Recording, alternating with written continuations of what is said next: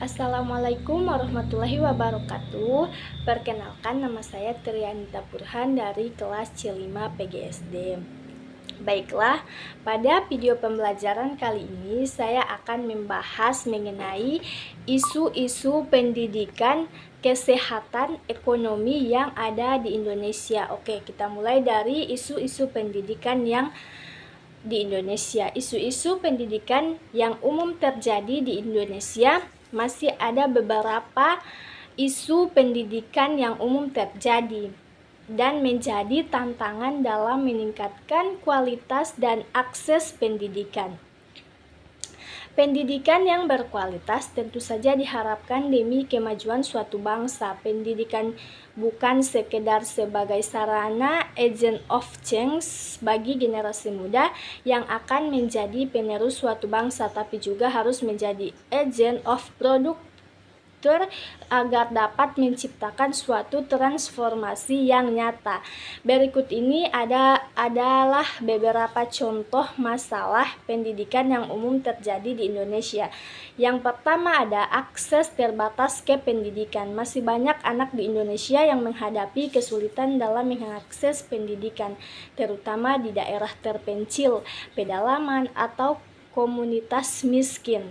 Jarak yang jauh antara tempat tinggal dengan sekolah, kurangnya sarana transportasi, dan minimnya infrastruktur pendidikan di daerah-daerah tersebut menjadi hambatan bagi akses pendidikan yang merata. Yang kedua ada ketimpangan pendidikan. Ketimpangan pendidikan antara daerah perkotaan dan pedesaan serta antara kelompok sosial ekonomi masih menjadi masalah serius di Indonesia.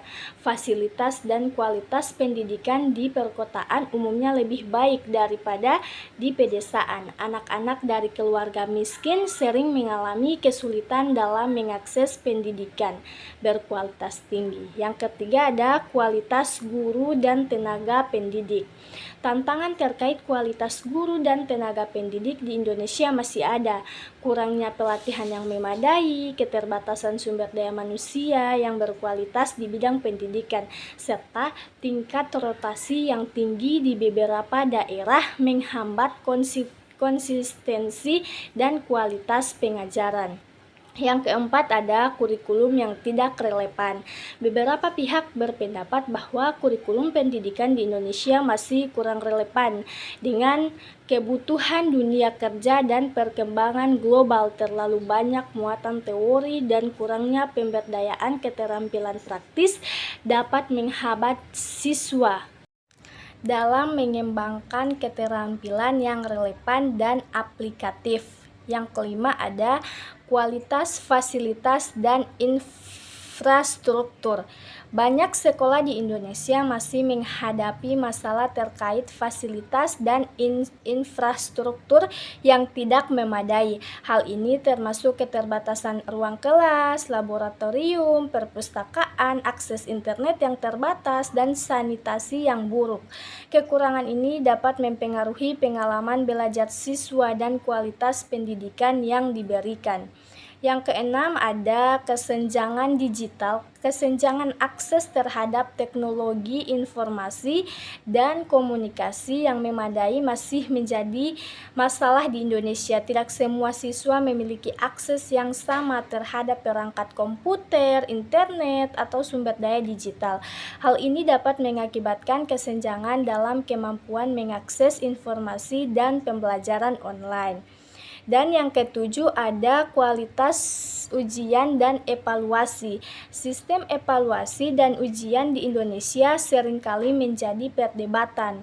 Terkadang evaluasi yang terlalu fokus pada tes standar nasional dapat mengabaikan perkembangan holistik siswa dan metode evaluasi alternatif yang lebih inklusif. Selanjutnya ada isu-isu kesehatan yang ada di Indonesia. Yang pertama, isu kesehatan hepatitis akut pada anak. Sebanyak 650 anak dilaporkan mengalami hepatitis akut di seluruh dunia. Dari angka itu, 9 anak dilaporkan meninggal dunia dan 38 anak lainnya memerlukan transplantasi iritasi hati untuk menunjang hidup mereka.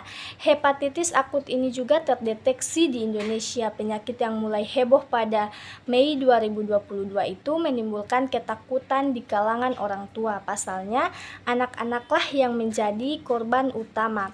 Hingga saat ini belum diketahui pasti apa penyebab hepatitis akut misterius ini, tapi banyak juga yang menduga bahwa penyakit ini erat kaitannya dengan COVID-19. Yang kedua ada gagal ginjal akut. Selain hepatitis akut misterius, gagal ginjal akut juga tiba-tiba muncul dan menyerang banyak anak di Indonesia. Penelusuran pun terus dilakukan hingga dipastikan bahwa biang keroknya adalah etilen glikol dan dietilen glikol yang ditemukan di obat sirup. Banyak produsen obat sirup anak menarik produksi mereka untuk memastikan keamanan obat-obatan yang dijajakan pada anak. Saat ini kasus tersebut sudah tertangani, tak ditemukan lagi kasus gagal ginjal akut pada anak. Yang ketiga ada polio. Nurse or Doctor Holding Polio Patni Ilustri setelah lama hilang, kasus polio kembali meramaikan Indonesia. Polio memang bukan penyakit baru, tapi penyakit ini sudah lama hilang dari Indonesia sejak vaksinasi dan imunisasi gencar dilakukan. Tapi baru-baru ini kasus polio ditemukan di Indonesia. Pemerintah pun saat ini gencar kembali mengkampanyekan imunisasi lengkap untuk anak. Tujuannya agar penyakit yang bisa ditangani dengan imunisasi tak muncul kembali. Yang kelima ada jumlah penderita HIV membludak. Pada 2022 lalu muncul data yang menunjukkan angka kasus HIV/AIDS di Indonesia cukup tinggi. Bahkan ada sekitar 274 anak yang usianya kurang dari 4 tahun terinfeksi HIV. Data ini cukup menghebohkan masyarakat, sebab bagaimanapun HIV menjadi penyakit yang masih ditakuti banyak masyarakat. Yang keenam ada diabetes anak. Kasus diabetes anak ini disebut terus meningkat sejak awal 2023 lalu, bahkan menurut IDAI, kasus diabetes ini meningkat hingga 70 kali sejak 2010 lalu. Dari data yang dimiliki IDAI, sebanyak 1.645 anak menderita diabetes. Yang ketujuh ada pengobatan alternatif Ida Dayak.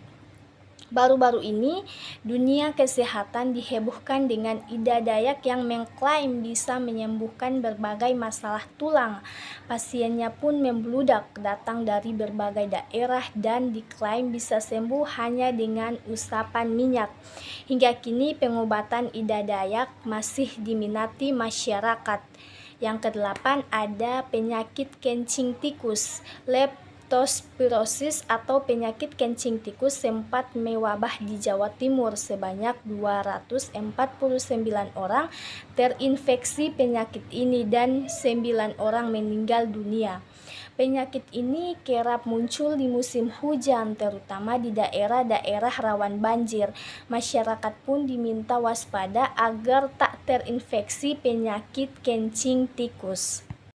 Selanjutnya ada isu-isu ekonomi yang ada di Indonesia. Yang pertama, perbaikan kuantitas dan kualitas pertumbuhan ekonomi.